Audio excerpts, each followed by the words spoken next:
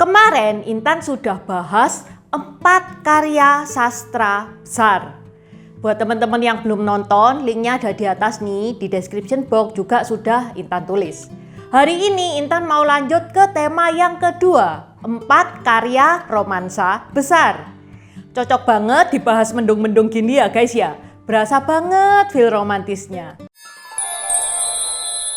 Tajian ni hao, namaku Intan, selamat datang di channel aku, Dynasty. Seperti biasa, sebelumnya Intan mau membacakan pesan Saweria yang masuk. Pesan Saweria yang masuk ini dari Helen Tanjung.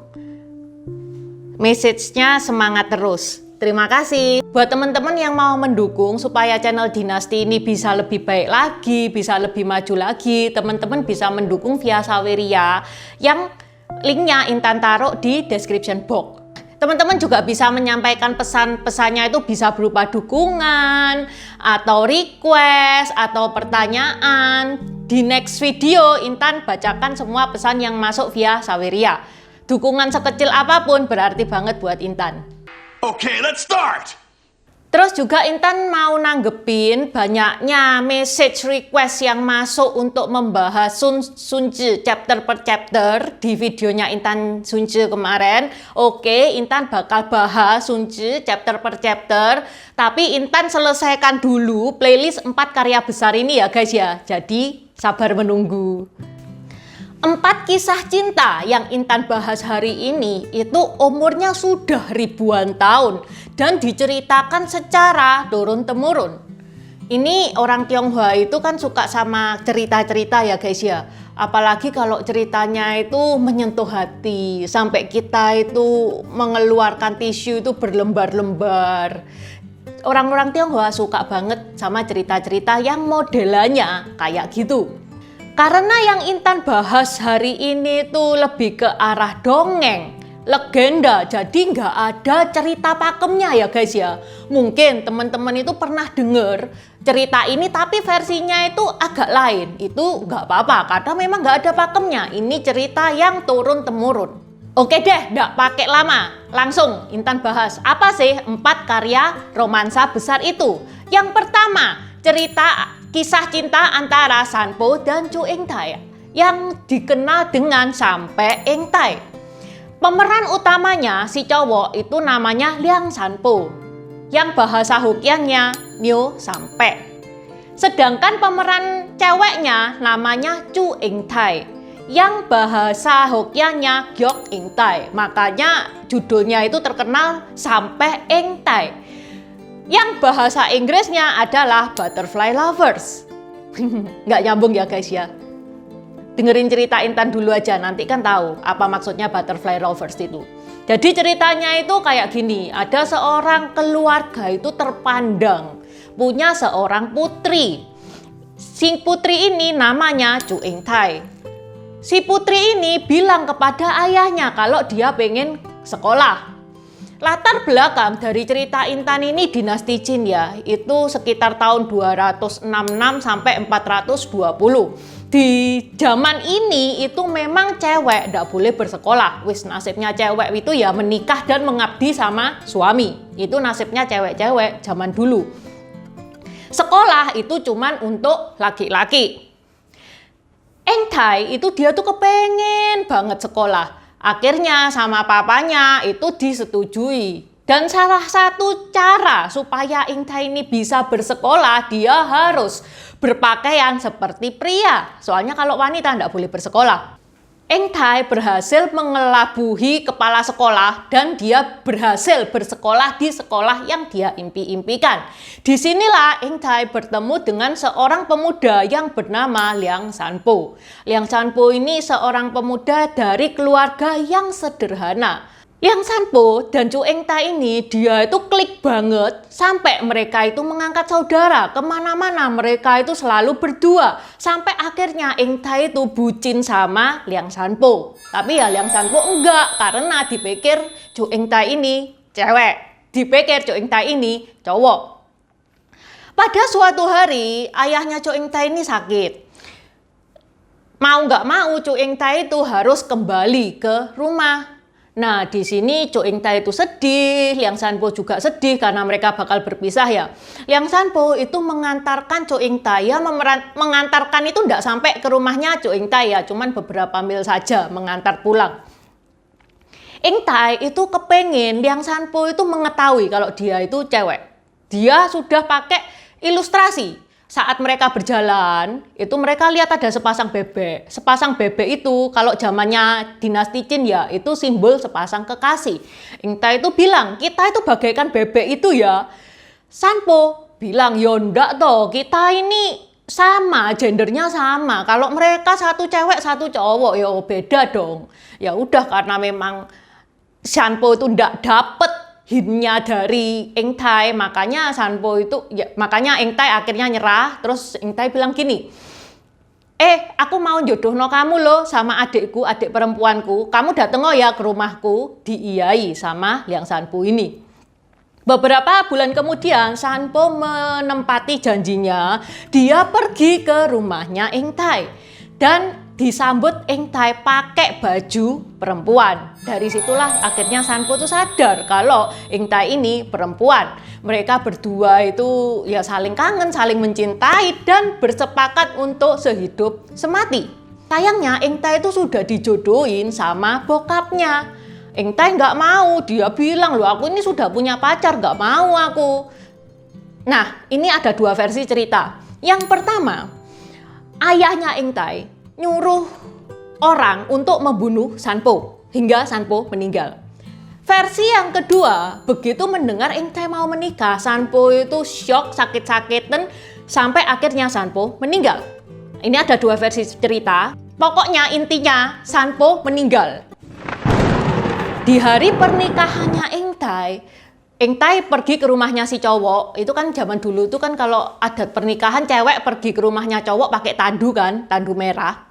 Nah, Ing-tae itu melihat makamnya Sanpo. Ing-tae langsung keluar dan dia itu nangis di makamnya Sanpo. Sehingga langit itu kasihan, langit itu berubah jadi hitam, ada halilintar, dan halilintar itu akhirnya membelah makamnya Sanpo menjadi dua. Ing-tae langsung terjun ke makamnya Sanpo.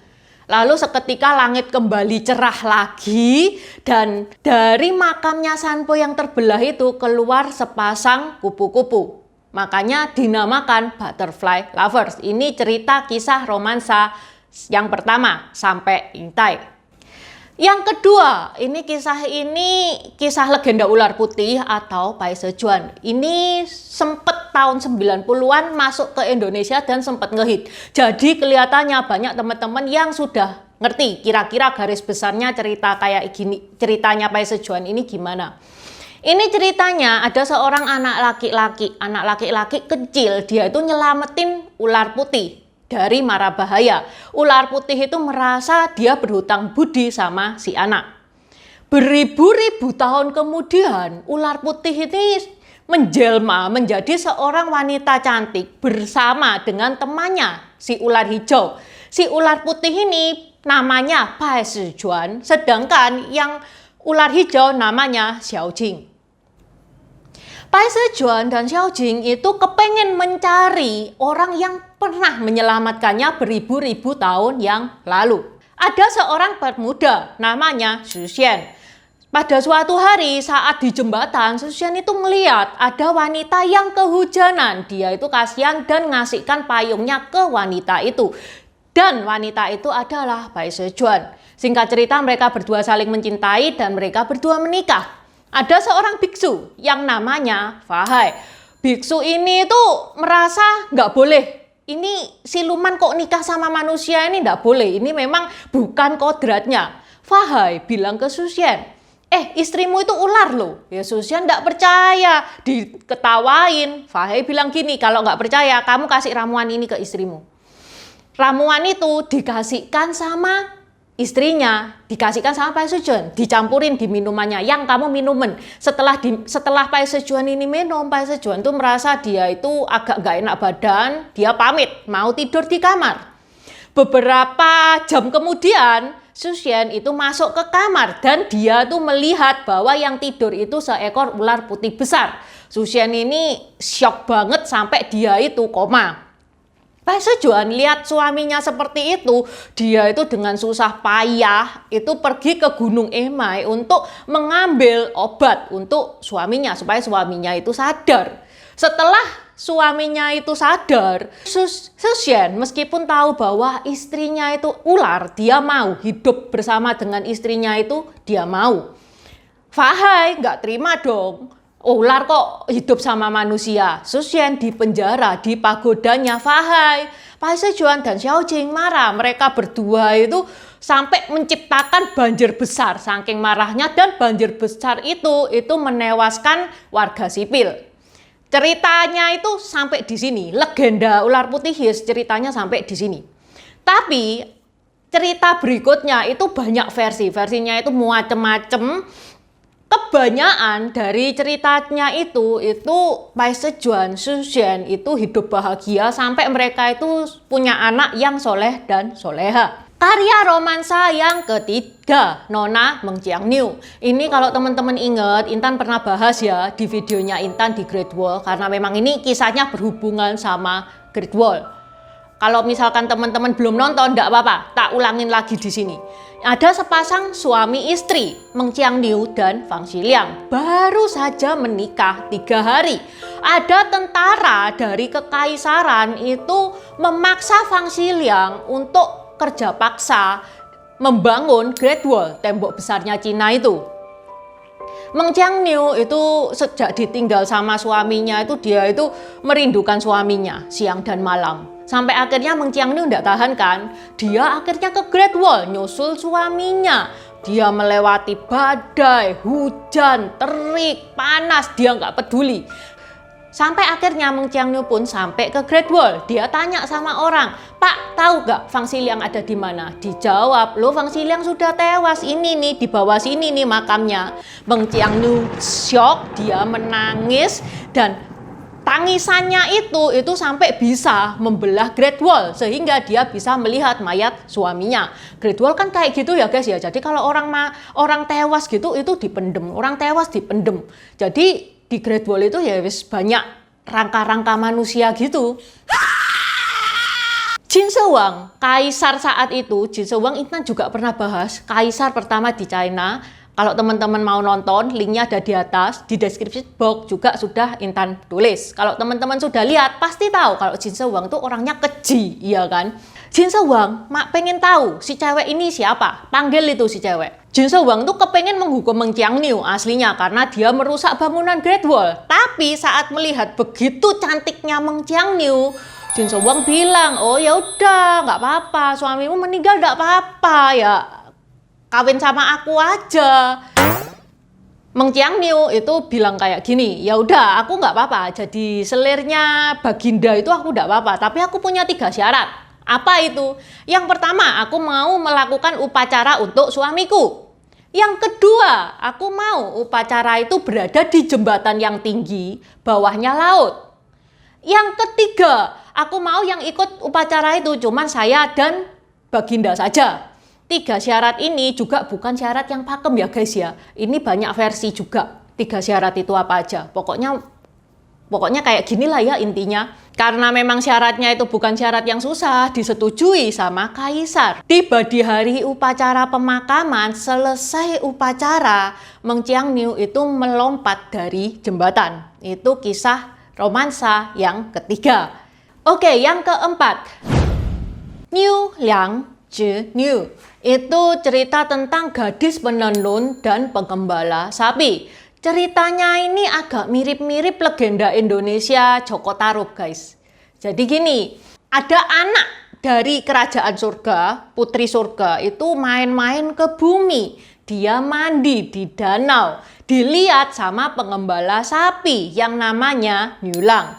Pengembala sapi itu lihat sama si sapi itu bilang gini sama si Niulang itu. Dia itu putri dari kerajaan surga. Kalau kamu suka sama dia, itu tuh bajunya kamu ambil tuh, kamu sembunyiin. Dituruti, saran si sapi itu diturutin. Diambil bajunya, terus otomatis bidadarinya itu kan bingung kan ya, loh bajuku mana? Si bidadari itu namanya Zhi Niu. Niulang itu keluar, dia itu ya wis bagaikan pahlawan ya, dia ngasih baju, bahkan memperbolehkan Zenyu itu tinggal bersama dengan dia. Mereka berdua itu karena hidup bersama, akhirnya ya ada perasaan timbul di hati Zenyu dan Niulang itu. Pada suatu hari, Niulang itu bilang ke Zenyu, aku mau ngelamar kamu, tapi sebelumnya aku mau ngaku kalau aku sing nyuri bajumu, aku sudah suka sama kamu, itu sejak pandangan pertama, makanya aku nyuri baju ini. Sekarang, ini terserah kamu, kalau kamu mau tinggal sama aku, ya kamu tak jadikan istriku, tapi kalau kamu mau kembali ke surga ya enggak apa-apa. Zenyu pun itu akhirnya dia memilih untuk tinggal bersama Niulang karena dia mencintai Niulang. Ibunya Zenyu yang berarti Ratu Surga tuh ya, dia itu marah, dia ngirim pasukan untuk ke bumi untuk mencari Zenyu itu. Akhirnya si pasukan itu menculik Zenyu sama Niulang itu dikejar. Niulang itu ngejar itu sambil bawa dua anaknya ya, kan pakai kerajang yang dia pinggul. Terus karena dikejar, ibunya Zenyu itu marah, dia itu ngambil pin rambutnya terus dilempar. Pin rambutnya itu serta-merta berubah jadi sungai sehingga Niulang tidak bisa mengejar Zenyu lagi. Mereka berdua itu saling merindukan, menangis tiap hari, sampai burung-burung di udara itu nggak tega. Mereka, burung-burung itu akhirnya membentuk jembatan supaya Niulang itu bisa naik ke surga lewat punggungnya si burung-burung itu, dan Zenyu pun itu juga bisa turun ke bumi. Dari situ itu mereka bertemu dan itu kejadiannya dipercayai setahun sekali, yaitu pada tanggal 7 bulan 7. Sampai sekarang 7/7 ini dirayakan sebagai hari Valentine-nya orang Tiongkok, yaitu Hari Raya Sisi. Oke, jadi itu adalah 4 karya romansa besar yang dibicarakan turun-temurun. Intan ulangin lagi. Kesimpulannya, 4 karya romansa besar itu. Yang pertama, Sampai Ing Tai. Yang kedua, Pai Sejuan atau Legenda Ular Putih. Yang ketiga, Nona Meng Jiang Niu. Yang keempat, Niulang Zenyu. Sampai di sini dulu cerita Intan. Terima kasih sudah menonton. Terima kasih udah nonton channel ini sampai habis. Dukung aku terus berkarya dengan klik subscribe dan bunyikan lonceng di bawah ya guys.